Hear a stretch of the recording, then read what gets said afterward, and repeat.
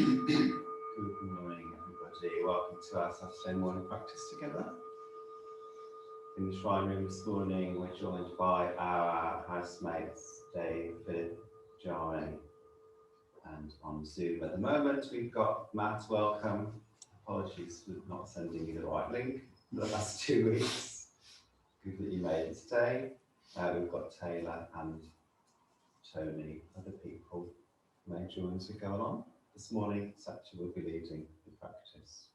Namo Amitabha, thank you. Welcome everybody. Just before we started this morning, Jama asked if we should open the door because it was feeling a bit hot in here. And as I speak, there's a delicious cool breeze coming from the door behind the main shrine. And it's reminding me of the daily vigil that I'm doing in the local town for the earth, which I started in November last year, and I'm doing for an hour a day until this November when COP26 is happening in Glasgow, hopefully in Glasgow and not online because we've all booked our tickets to go to Glasgow.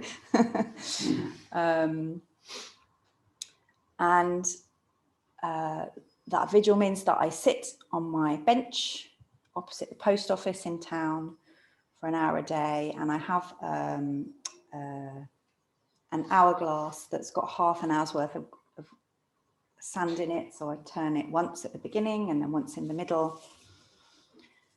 And when I first had the idea of doing this vigil, I set myself certain rules for what I was going to do. I thought, shall I have my eyes open and talk to people, or shall I keep my eyes shut? Various rules, so I knew what I was doing. And one of the rules I set for myself was that I have, in the winter, certainly, I had a rucksack with various mittens and extra bed socks and all kinds of things to warm me up. And I had the rule that I could choose what I was wearing at the beginning and then put the rucksack away and I just sit for an hour. And I've set this rule because I know what I'm like, and I think that if I hadn't have set the rule, I'd be up and down every 10 minutes, taking a mitten off, putting a mitten on. So that's part of my practice, is sitting in the weather still and not having any control over how I regulate my body temperature, which most of us do most of the time. Even if it's just being able to move around a bit or rub our hands together. And this has been quite an interesting practice.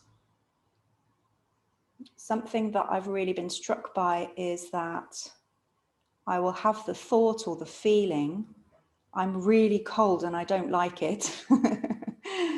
and with that feeling goes almost a panic, a mild panic, which is a sort of I'm stuck here in this cold and I'm going to get colder and colder. And I don't know, I guess there's maybe something primal in it. I guess that human beings, if they got colder and colder and couldn't get away, they would have died.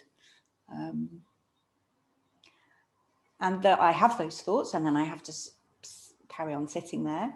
And more often than not, 5 minutes goes past, or a minute or 10 minutes, and I'm not cold at all anymore. The cold just sort of passes, and it isn't necessarily to do with the weather outside. I think there's something about the weather inside as well, not just how I'm feeling, but I think that, I don't know how it works, but I guess that the body can create a bit of extra heat. It's like there's a sign that goes off and extra fuel's burned, and I feel perfectly okay again. And I don't often get a chance to experience that because I am usually regulating my body temperature through manipulation, through things that I do for myself. And I think that this little analogy could be expanded to other areas of life. I can remember when I was doing fasting a little bit, just a little bit of fasting, kind of having dinner one night and then nothing until dinner the next night. I managed it maybe 3 times. And I can remember feeling hungry, really hungry, and like I had to eat something. And then half an hour later, I wasn't hungry. And I think this is one of the things that Buddhism speaks to us about, this idea that that we can't avoid dukkha, that suffering or discomfort is inherent in life, however hard we work at making ourselves comfortable.